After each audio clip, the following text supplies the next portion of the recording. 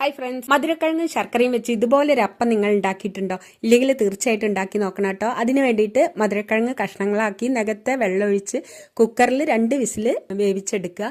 തുറന്നതിന് ശേഷം നമുക്ക് നന്നായിട്ട് വേവണം. ഇതിലേക്ക് ആകെ 1 കപ്പ് മധുരക്കിഴങ്ങ് മതി കേട്ടോ. ഞാൻ ഒന്നിച്ച് പുഴുങ്ങിയെന്നേ ഉള്ളൂ. ഇത് നന്നായിട്ട് ഇതുപോലെ ഒന്ന് മാഷ് ചെയ്തെടുക്കുക. നന്നായിട്ട് മാഷ് ചെയ്തതിന് ശേഷം ഇതിലേക്ക് മധുരത്തിന് വേണ്ടിയിട്ട് ശർക്കര പൊടിച്ചതാണ് എടുക്കുന്നത്. ഞാനിപ്പം മുഴുവനായിട്ട് ചേർക്കുന്നില്ല, ഒരു 1/4 കപ്പ് ചേർത്ത് മധുരം നോക്കിയതിന് ശേഷം പിന്നീട് ചേർക്കുക. ഇത് ചേർത്ത് നന്നായിട്ടൊന്ന് മിക്സ് ചെയ്തെടുക്കുക. ഇനി ഇതിലേക്ക് 1 കപ്പ് തേങ്ങ ചെരുകിയതാണ്. നല്ല പൊടിപൊടിയായിട്ട് നിന്നോട്ടെ, എല്ലാ തേങ്ങയും ഒരേപോലെ വിധത്തിൽ ഒന്ന് പൊടിച്ചെടുത്താലും മതി. ഇതും ചേർത്ത് നന്നായിട്ടൊന്ന് മിക്സ് ചെയ്തെടുക്കുക. ഇത് നന്നായിട്ട് മിക്സ് ചെയ്തതിന് ശേഷം നമുക്ക് ഒരു പാന് വെച്ച് ചൂടാവുന്ന സമയത്ത് 1 ടേബിൾ സ്പൂണ് നെയ്യാണ് ചേർത്ത് കൊടുത്തിട്ടുള്ളത്.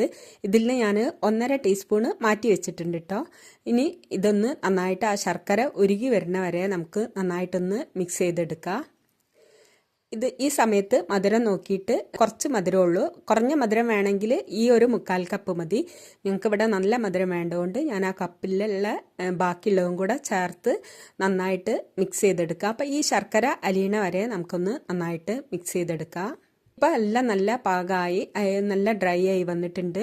ഇതിനി നമുക്ക് സ്റ്റൗ ഓഫ് ചെയ്ത് ചൂടാറാനായിട്ട് നമ്മൾ ആ മിക്സ് ചെയ്ത അതേ ബൗളിലേക്ക് തന്നെ ചേർത്ത് കൊടുക്കുകയാണ്. ഇനി ഇത് നന്നായിട്ട് ചൂടാറിയതിന് ശേഷം നമുക്കൊരു മിക്സീൻ്റെ ജാറിലേക്ക് ഇട്ട് കൊടുക്കാം. ഇത് വെള്ളമൊന്നും ചേർക്കാതെ ഇങ്ങനെ തന്നെ ഒന്ന് അടിച്ചെടുക്കുകയാണ്. ഇത് അടിച്ചതിന് ശേഷം അതിലേക്ക് 4 കോഴിമുട്ട പൊട്ടിച്ചൊഴിച്ചു കൊടുക്കുക. 1/3 കപ്പ് മൈദയോ ഗോതമ്പ് പൊടിയോ ചേർത്ത് കൊടുക്കുക. ഇതും ചേർത്ത് ഒന്ന് അടിച്ചു കൊണ്ടുവന്നതാണ്. അടിച്ചപ്പോൾ ഇതാണ് അതിൻ്റെ കൺസിസ്റ്റൻസി. അപ്പോൾ നമുക്ക് കുറച്ചും കൂടെ ഒരു ലൂസ് ആവണം. അതിന് വേണ്ടിയിട്ട് 3 ടേബിൾ സ്പൂൺ അളവിൽ പശുമ്പാലാണ് ചേർത്തത്.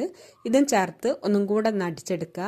ഇപ്പോൾ ഈ ഒരു കൺസിസ്റ്റൻസിയാണ് ഉള്ളത്. ഇനി നമുക്ക് ഒരു പാന് ചൂടാക്കി അതിലേക്ക് ബാക്കിയുള്ള നെയ്യ് ഒഴിച്ച് 1.5 ടീസ്പൂൺ നെയ്യ് ഒഴിച്ച് ബദാമും കിസ്മിസും ഒന്ന് മൂപ്പിച്ചെടുക്കുകയാണ്.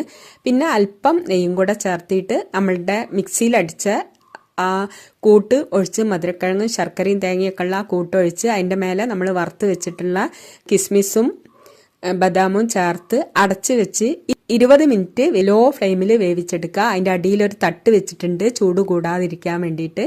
ഇത് 20 മിനിറ്റിന് ശേഷം നോക്കിയപ്പോൾ ഞാൻ 25 മിനിറ്റ് ആയിപ്പോയി എടുക്കാൻ. അതുകൊണ്ട് കുറച്ചൊന്ന് കളർ മാറിയിട്ടുണ്ട്. ശർക്കര ആയതുകൊണ്ടാണിത്, കരിയൊന്നും ചെയ്തിട്ടില്ല. ഇത് നല്ല ടേസ്റ്റാണ്. എല്ലാവരും തയ്യാറാക്കി നോക്കുക. ലോങ് വീഡിയോ ഇട്ടിട്ടുണ്ട്, വീഡിയോ കണ്ടു നോക്കുക. താങ്ക്